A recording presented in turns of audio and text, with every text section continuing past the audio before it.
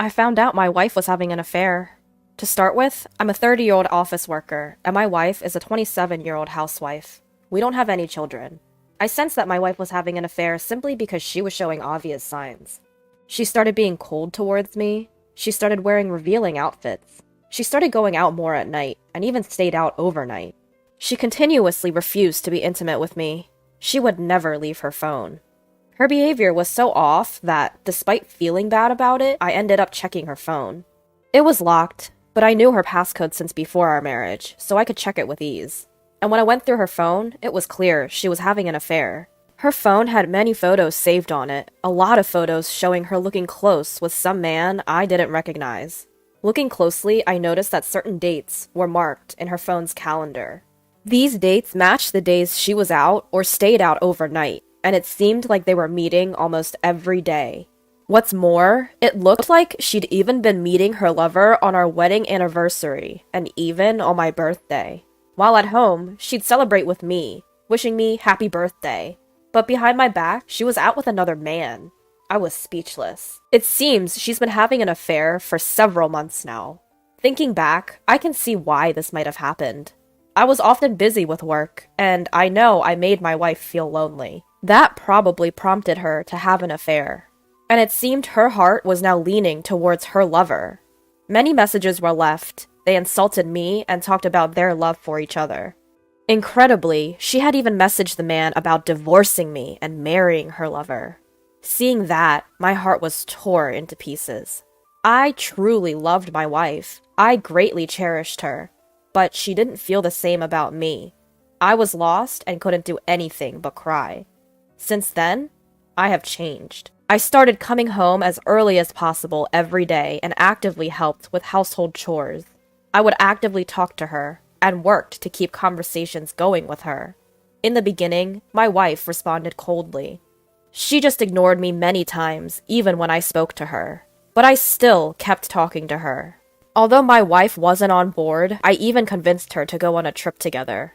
On weekends, I took her out to places like movie theaters and tourist spots, spending as much time as I could with her. On anniversaries, I would surprise her with gifts or cook for her. I spent every day trying to do something for my wife. It seemed she continued to meet her lover during this time. Still, I tried to stay as a couple with my wife. Thanks to my efforts, my wife gradually started to interact with me. We started having more conversations, laughing together, and even cooking together. Where should we go on our next day off? Where should we go on our next trip? My wife started to seem excited about these discussions.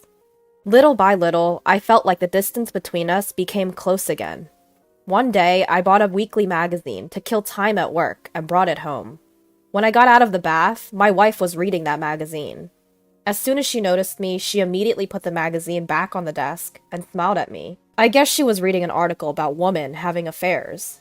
Then she asked me, "What would you do if I had an affair?" My heart fluttered a little. Nevertheless, I smiled at my wife. And then I said, "You'd never cheat on me." My wife responded jokingly, "How would you know?" I further explained, "Because I trust you. I believe you'd never do something like that." At that moment, her expression hardened slightly. I continued, "Honestly, I don't know if I'm a good husband for you, but I genuinely care for you, and I am definitely your husband. And as your husband, who else would trust you more? I can't speak for you, but I truly care for you. I sincerely love you." Upon hearing this, she suddenly started crying, and amidst her tears, she said, "Me too." From then on, she changed even more. She began talking to me more frequently. Though I felt guilty, I checked her phone a few times. Previously, she was meeting her lover almost every day, but the frequency had reduced to about 2 or 3 times a month. Their exchanges were mostly arguments, and I felt she was slowly returning to me. I was happy. I was confident that if things continued this way, her heart would return to me. And just as I had hoped, I felt her love for me growing deeper. I was able to reclaim my wife from her affair and amend our marriage. I am truly happy now, is what my wife believes. In reality, It was all preparation for my revenge. What would I do if my wife ever cheats on me? Simple answer. I would retaliate in every possible way. Indeed, I loved my wife. I truly loved her and fully believed her when she said she loved me. When I found out the affair, I truly believed it was my fault for neglecting her. But that photo was too much. It clearly showed the face of the other man, and their exchanges were horrific. What will we do if you get pregnant? It's okay, we'll just say it's that dork's child. You're terrible. Maybe we should just get married.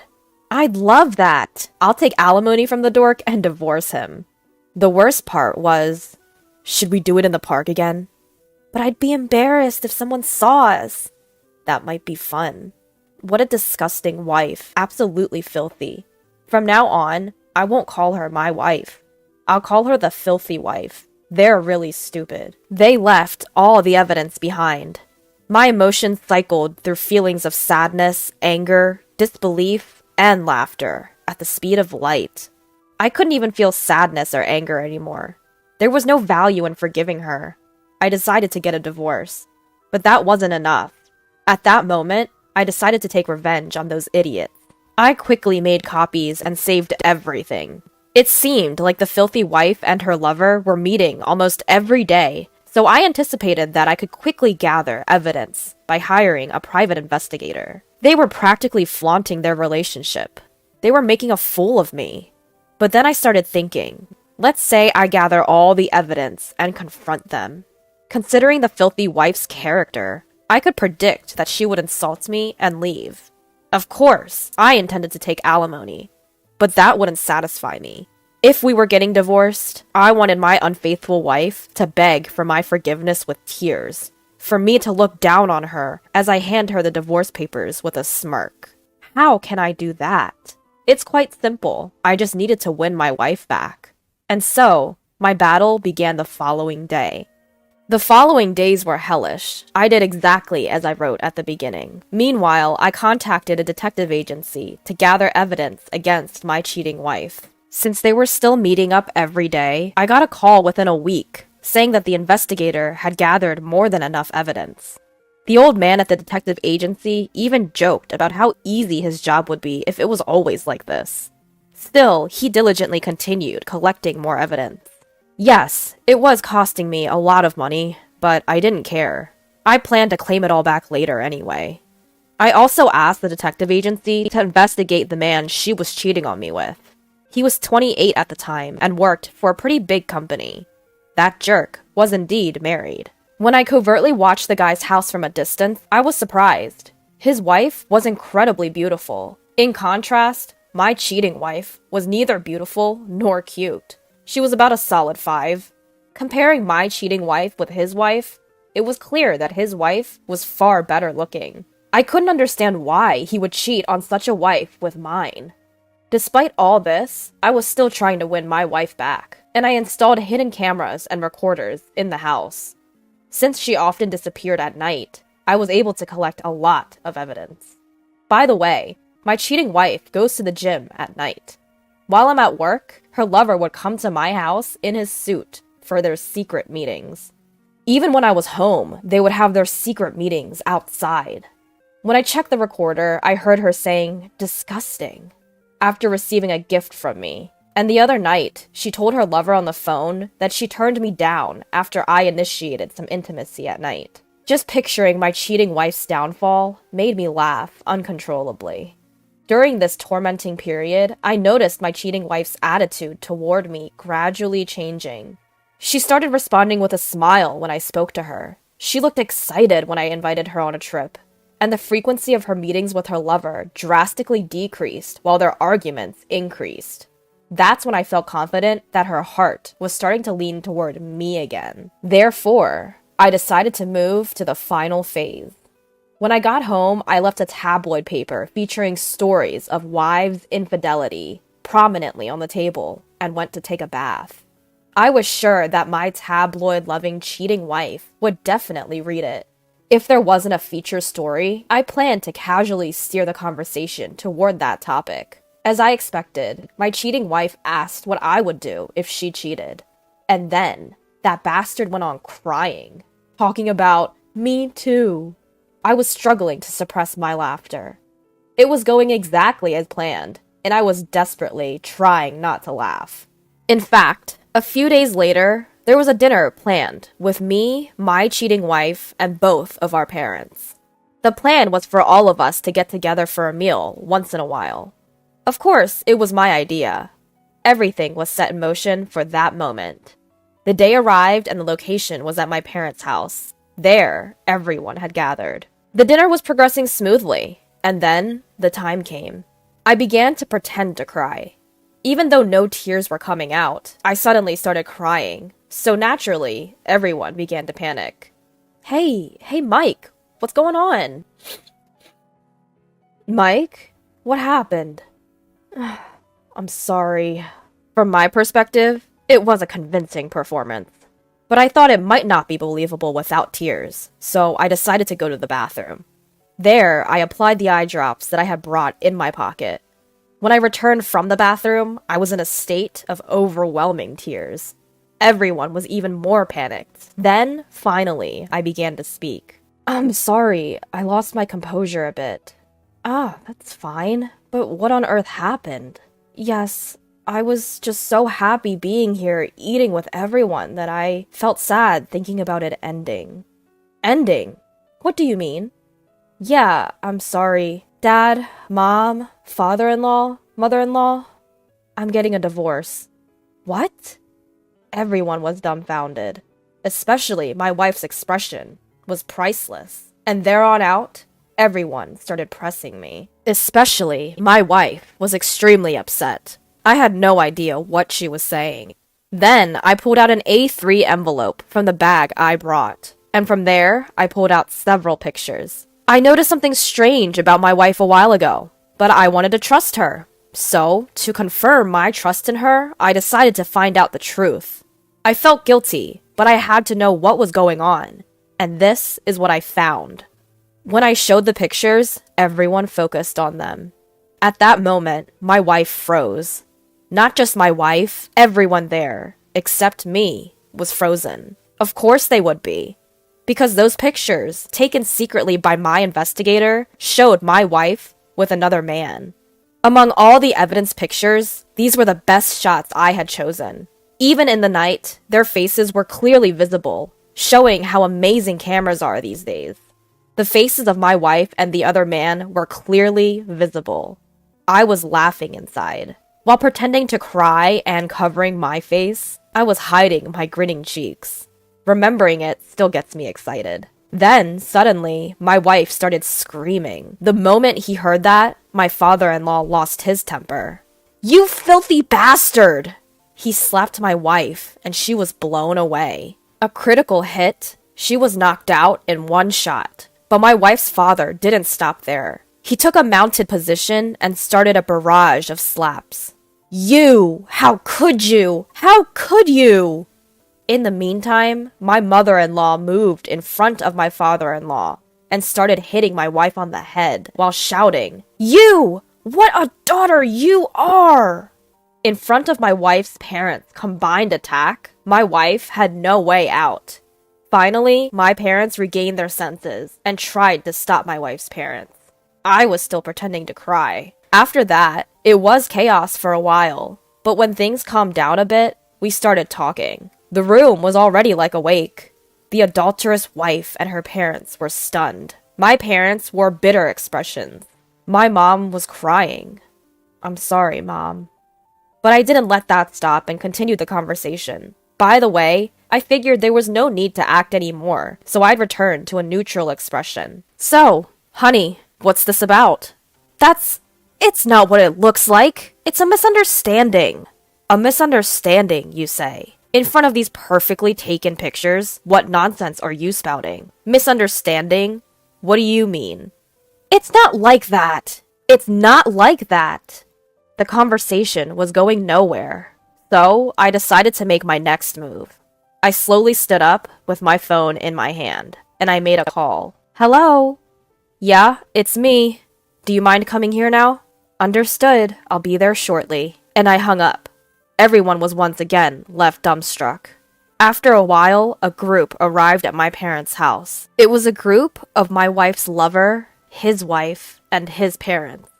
The moment we saw them, my cheating wife and both of our parents froze. The moment they entered the house, my wife's lover, his wife, and his parents all bowed down deeply. My husband has caused you great inconvenience this time. No, it's not your fault. The infidelity of my husband is my responsibility. Then the guy's parents deeply bowed their heads. I am his father. I don't know how to apologize for this. There's no need. Please, raise your heads. But the guy refused to raise his head. He probably couldn't. His face had gone completely pale, and seeing that, his father lost his temper. If you don't lower your head now! The guy's father grabbed his head and forced it down. Rather, he pushed his face onto the floor. He hit his nose on the floor and started bleeding. While letting the nosebleed flow and half crying, he lowered his head, trembling. Seeing this, my cheating wife was shivering. It was a good sight. It really was a fabulous sight. A few days before this day, I had actually been in contact with a guy's wife. I showed her the evidence I had collected and told her about her husband's infidelity. The other man's wife was crying. According to her, he showed no signs of cheating. She just said that her husband had been busy with work, and she had been waiting for him to come home late every night to take care of him. What a pitiful story. Despite waiting for her husband till late, he was outside cheating on her with my filthy wife. So, I told her about my plan for today and arranged for the guy's parents to come with her when I called. Well, the guy's gotta be here for a show like this. After that, a big meeting was held. My cheating wife and her lover were slurring out sloppy explanations. Next to each of them were their own fathers seated, and if they said something ridiculous, the fathers would punch them and shut them up. It took some time, but eventually the whole picture came into view. They had met about a year and a half ago. It all started when the guy hit on my wife while she was walking outside. At first, they were meeting secretly, but as they got too comfortable, believing that neither I nor the guy's wife had a clue, they started seeing each other almost daily and became close friends. Then they started denying that they had romantic feelings for each other, insisting that the only people they truly loved were their own respective partner. I decided to play a recording I had. Baby, I love you. I don't care about that loser anymore. Damn, sweetie, I love you more than my wife. Oh, baby, let's get married. That was my favorite voice record of the two. The moment they heard that, the guy's face turned from pale to green, and the woman screamed an ultrasonic wail. Simultaneously, their fathers resumed their public execution. I decided to get to the main point. First, let the guy's wife press him down. She faced to her husband and glared at him. I think you already understand this, but we can't continue our marriage anymore. Let's get a divorce. What? Wait a minute. Shut up and nod. Again, he threw a straight punch. Ignoring the heated scene, I proceeded to bring up my demand. Let's settle things between us, too. You mean... divorce, obviously. No, anything but that. Are you stupid? After all this, you can still say that? Listen, Mike, I really like you. I love you. Like I could trust that. It's true. I realized how important you are. I don't care about that man anymore. It's only you. What about that? You didn't care about our marriage? No, I really do love you. Of course, no one would believe such a woman's words. I was maintaining my composure, but only I knew. That was her true feelings. Yes, all the hardships I went through for her until now were all for this moment. She had completely fallen back in love with me, but I pushed it away, abandoned it, and trampled on it. I looked down on her. I really looked down on her. Underneath, she clung to my leg, crying and begging for forgiveness. I couldn't stand it anymore. Something like a lump in my heart seemed to be pulled out. I felt like I could fly if I closed my eyes. Such a refreshing feeling took over me. Advancing the discussion was difficult. In the meantime, the guy's parents left my house. They left to finish their discussion at their place. They assured me to immediately pay some amount of alimony in cash. In return, they asked to avoid a lawsuit. I agreed to that and ended the discussion with them after I had them sign my pre-prepared document of agreement. Now, on to my cheating wife. Honestly, I think she was on the verge of going mad. She collapsed, crying with a blank expression, and screamed every time the topic of divorce came up. I was wondering why she was playing the victim at that time. Since she was not making any sense, I decided to talk to her parents. Their request was the same. They would definitely pay the alimony, no matter the amount, since what their daughter did was unforgivable. But they wanted to avoid any lawsuits. No matter what she did, she was still their daughter, after all. That was their say. Frankly, at that point, I was satisfied just seeing the devastated sight of my cheating wife. All I wanted was for them to cover the expenses for hiring a detective and my legal consultation fees. Over the next few days, I went back and forth to my wife's parents' house, and after talking with my hysterical wife and her parents, I managed to get a signature on a written oath and arranged the divorce papers. After some time, I received alimony payments from both of them. I won't mention the specific amount, but it was a considerable sum. Well, since then, my filthy wife, no, my now ex-wife, started acting like a stalker. No matter how many times her parents brought her back, she wouldn't stop. Fed up, I quit my job and moved. I had a job lined up in my new location, thanks to my acquaintance. The pay was a bit lower, but the job was more rewarding than my previous one. Of course, I didn't tell my ex-wife's parents about my new place. I also canceled my phone contract and called my parents with a blocked number. And that brings us to the end. Looking back, my revenge on my wife did ruin her down big time. She became a stalker and I had to move. Her parents had to keep her at home and seemed to be having a hard time. That part does make me feel guilty. I couldn't forgive my ex-wife, but I had no grudge against her parents. Still, I'm really glad that I was able to cut ties with them. As for the guy she cheated on me with, he also got divorced and seems to have been disowned by his parents.